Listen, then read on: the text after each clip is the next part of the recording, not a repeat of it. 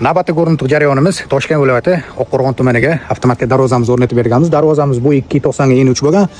Darvozamizni tashqaridan qilib o'rnatib berganmiz. Chunki pastdan qilib o'rnatganimizda darvozamiz past bo'lgan hisobiga mashina kirishga ozgina muammo bo'ladi. Shuning uchun biz yechimni tashqaridan qilib o'rnatib berganmiz. Mana ish jarayonimiz bitta akamizga pultini topshirish jarayonidamiz. Aka, qutlug' bo'lsin. Shu bizni kuzatayotganlarga shu darvoza haqida ikki oz fikringiz. Assalomu alaykum hurmatli yurtdoshlar.